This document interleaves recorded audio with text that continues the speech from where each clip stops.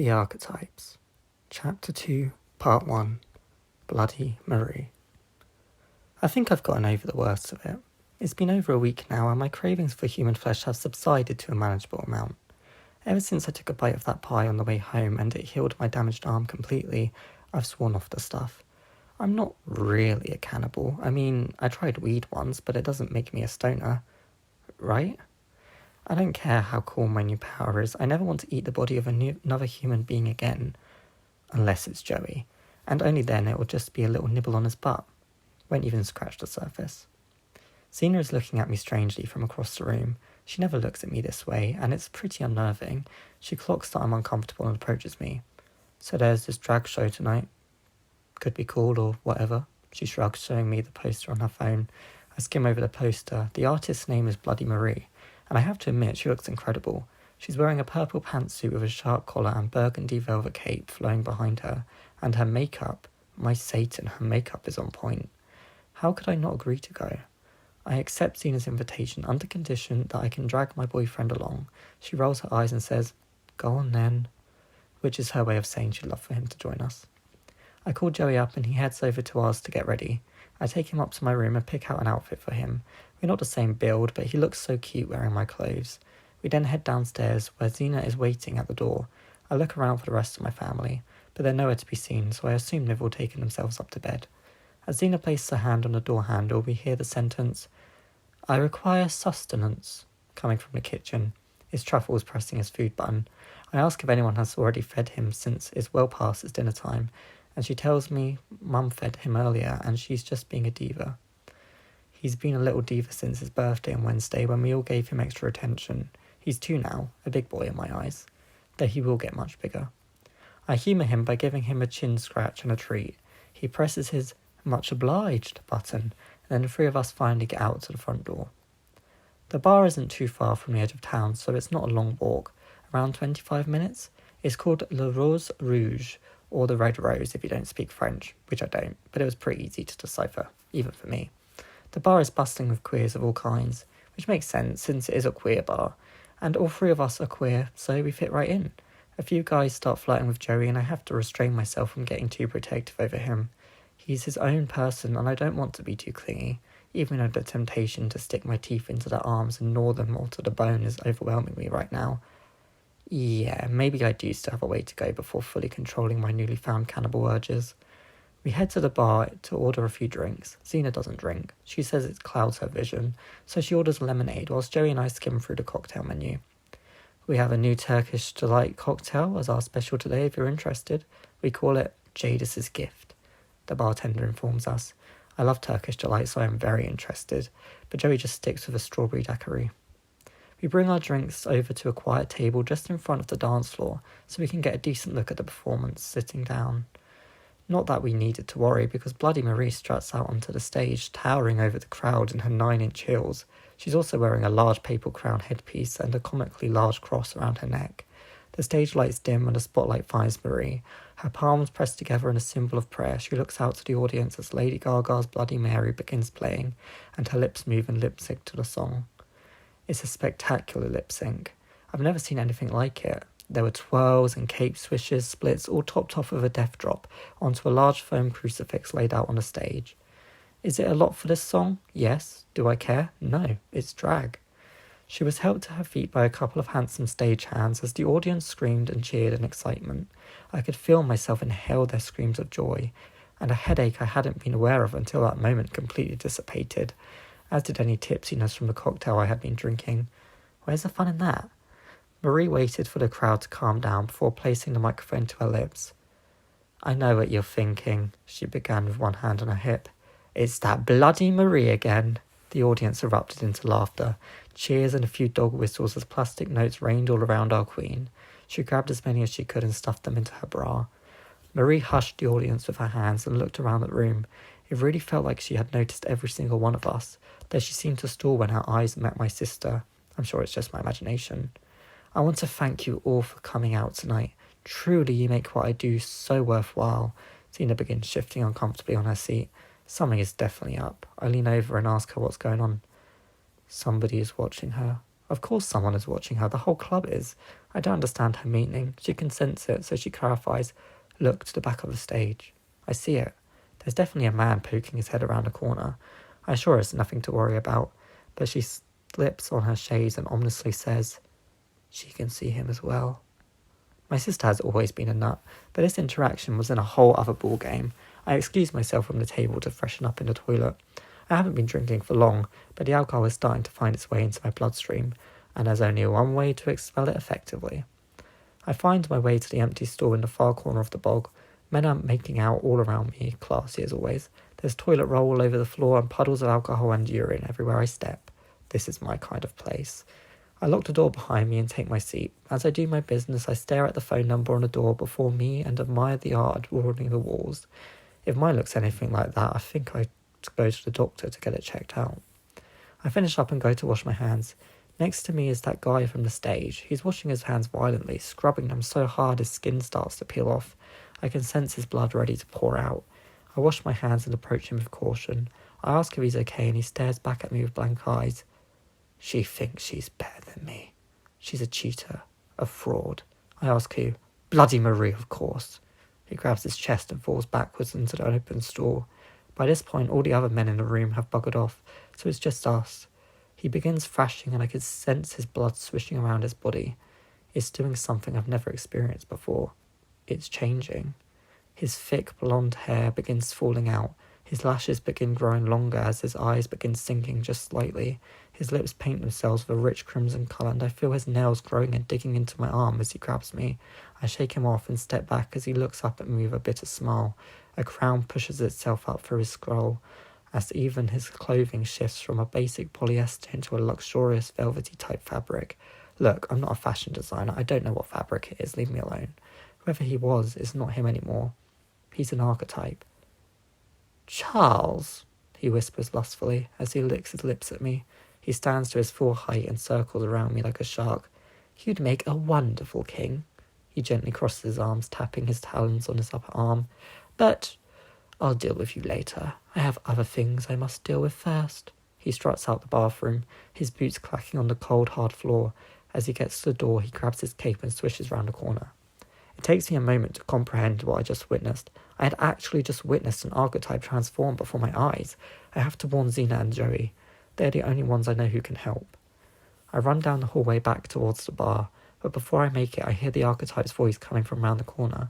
I follow it to an area which must be behind the stage. There's no security anywhere, which strikes me as odd, but makes it easier to find a dressing room he's hiding in. "Mirror, mirror on this wall, who is the campiest of them all?" He's speaking to a tall mirror framed by light bulbs, a pretty classy makeup station for a local drag queen.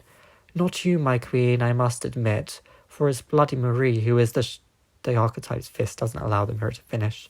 It shatters into hundreds of tiny flakes on the vanity. "Guards!" the drama queen yells. Drama queen. I like that. Better than just calling him the archetype. Two people burst past me out of nowhere and don't even acknowledge my presence. Some guards they are. They stand to attention before their queen. "Listen to me carefully. I want you to bring me Bloody Marie's heart in this box." Where did he get the box from? He wasn't holding it a moment ago. Must have pulled it out of his arse or something, I don't know. The guards nod with a, "Yes, my queen," and carefully take the box from him. I'm out of there before they even have the chance to turn around. I'm no athlete, but I'm pretty impressed with how quickly I made it back to our seat. Joey jumps out of his skin at me abrupt reappearance, but Zena looks at me calmly. I don't know how, but I have a feeling she knows exactly what I do. I grab Joey's hand. I don't need to, but if there's any excuse to feel his soft, warm skin against mine, I'm going to take it. Then I encourage Zena to follow me as well. Everyone else is partying and enjoying Marie's performance, so we're not noticed by most people. But as we leave the main bar area, I hear Marie make some kind of comment about us leaving in a hurry. We bundle ourselves into a corner and I explain everything I saw. "I know," Zena says with a sigh. What does she mean she knows? She removes her shades to reveal her bright purple glowing eyes. What the? She can see the guards approaching her. We don't have much time. She? As in Marie? Can Zena see what Marie is seeing? How does that work? What are we going to do? Joey asks, biting his nails. We can't just let them get her. He's right. Saving Marie should be our main focus right now, not whatever is going on with my sister. But I don't have a plan. I don't know what to do. They're on the stage of her. No more time to think. We all run back to the crowd. Everyone is cheering, thinking it's part of the act, but Marie looks understandably uncomfortable. I can hear her heart pounding from all the way across the room, louder than the bustle of the club. "Oh, would you look at that? A couple of knights in shining armour," she laughs nervously. She's improvising. "Come to rescue me, have we, boys?" One guard lifts his knife towards her. She takes an unsteady step backwards as the stage lights light the blade up like a glow stick. His hand begins shaking as he looks up to the towering queen before him. I can't do it," he whispers, and Marie's heart begins slowing down just a little. "Well, I can." The other guard lunges for Marie, who punches him squarely in the jaw. "I spent hundreds on this outfit, the bloody cheek." The guards scurry away defeated. They really are the worst guards I've ever seen. Marie brushes herself off and begins to speak before Drama Queen emerges on stage. "Listen here, my subjects. If something is to be done right, do it yourself." She's cupping her hands, holding something. A pile of dust, maybe? She blows it into the crowd and it snows all around us. I can see it falling towards me. It's glass. She's blowing the shattered mirror into everyone's eyes. I yell for Xena and Joey to get under a table. Xena is way ahead of me, but Joey is mesmerised by it, and before I can pull him under, it's already in his eyes. I see the darkness shroud his vision as he looks around and snarls, but as he looks down at me, I can see the darkness briefly loosen its grip. He's fighting it. That's my Joey. Xena and I crawl out from under the table as people around us either flee in horror or stand hunched over in the corner vomiting from whatever disgusting thing they're witnessing. I grab Joey's arm and drag him along with us to the stage.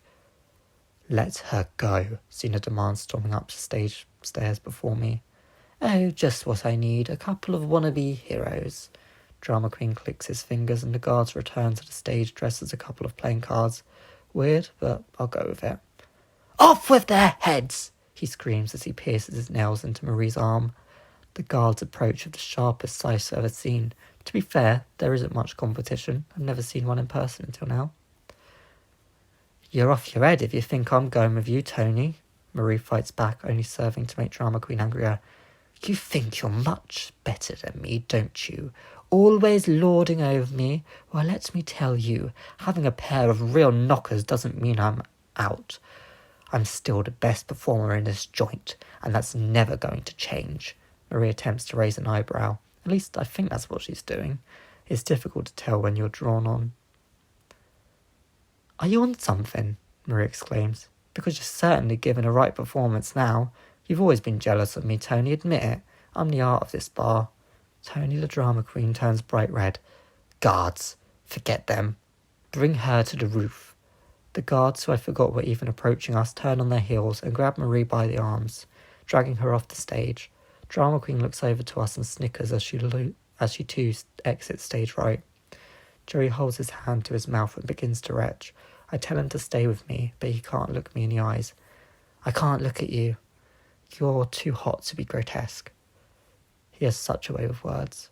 I turn to Xena and she holds her hands up and takes a deep breath. "All right, I'll tell you. You might as well know. I have the power to see through the eyes of others." That was obvious by this point, but it does give me more questions, which she consents and starts answering them in quick succession. "Yes, I can see through your eyes. No, I can't see intimate things like you using the toilet or making out with your boyfriend. Obviously, I can't see what you're doing when you're asleep. You have to be awake, and I can only see through the eyes of those I care about. So yes, I care about you." I forget about myself for a moment and ask how she can see through the eyes of Marie, to which she begins to blush. "Shut up," is all she says as she turns around, remembering Marie is in danger. Her being so desperate to come makes a lot more sense now. I follow Xena as soon as I've moved Joey to a quiet corner. I've told him to keep his eyes closed so the ugliness of the world doesn't overwhelm him as much. Just as Drama Queen promised, we found the group on the roof of the bar. It's not the tallest bar in the world, but there is no way anyone on this planet would survive being thrown off from the roof. We attempt to make a slow approach, but Drama Queen whips his head around towards us, lifts up his chin ever so slightly and points. "Grab them!" 2 more guards magically appear behind us and shove us towards the edge of the roof. I ask Xena if she has any more hidden powers I should know about. I can talk to animals, but I don't see how that would help us now. I almost forget where I am, the moment, and fight the urge to ask what Truffles really thinks about me. Marie looks over to Xena with a smile and reaches her hand out to her. "You're a good friend, Xena," she says wholeheartedly. There's no way they're just friends. They're definitely Actually, no, they can't be. Then Marie would also have powers. Can powers pass on through two women having sex? That's a question I never thought I'd ask. But then I remembered Drama Queen's claim. Marie has only recently grown her boobs. I look over to her and my heart fills with warmth. She looks back to me and we lock eyes in a deep understanding most people could only dream of sharing. Any last words, Marie? Drama Queen abruptly ends our sweet moment. Qu'ils m'ajoutent de pain. Marie laughs. I don't know what she is saying, but whatever it is, I am living. Shame I'm about to die. As Drama Queen is busy rolling his eyes, I remember my own new gift. Well, not my main gift to heal myself by eating human flesh. The bonus gift I'd never even considered until this moment, when I began feeling the warmth of the blood from the guard restraining me. It takes a lot of effort to bite cleanly through human flesh, and that is a gift I now have. I turn to his arm and take a large bite from it, making him jump back in horror and letting me go. Everyone looks at me in shock. That's disgusting, Xena retorts as her guard loosens his grip on her. But so freaking cool. I can't stop myself from swallowing the flesh in my mouth. I feel so gross. But it's not my fault. I didn't ask for this ability. I can't control what my body needs. Whilst Xena and I get as far from the guards as possible, Marie lunges for Drama Queen, grabs him by the cape and smashes him to the ground. The guards run to protect him, but Xena gets there first and holds him down. Let's give him a taste of his own medicine. The guards all step back as the Drama Queen demands they help him. Guess they're tired of being pushed around. I run over and help Xena and Marie push her to the ground, to the edge of the roof. Drama Queen looks over the edge, fear consuming his face. Then he exhales calmly. Xena gently removes the crown from his head as Marie twists him round to face her. She laughs. Guess I was wrong. This is going to be the greatest death drop you'll ever do. Then she kicks him in the stomach with her 9-inch heel, and he falls gracefully to the ground. None of us see him hit the ground, but I can tell he did as the crown in Xena's hand begins breaking down into dust and sinking into her skin. Her hand glows a bright purple, not much different to the colour of her eyes, and a crown shape appears on her palm before disappearing. I wonder what new power she's going to get. I hear panting coming from behind me and turn to see Joey running over to me. He runs into my arms and I hold him to my chest. I move his hair out of his eye and kiss him on the forehead. Then I take his hand and we walk to the edge of the roof, where Xena and Marie are also holding hands. I have to stop myself from laughing at how diddy Xena looks next to bloody Marie. We all look over the edge at the same time, just to make sure he's truly gone. It's so silly, it looks almost like we're bowing to an audience, since a few of the queers who are regaining clarity again look up to us from below. Tony the Drama Queen won't be the last Archetype we face, but at least for now, we can live happily.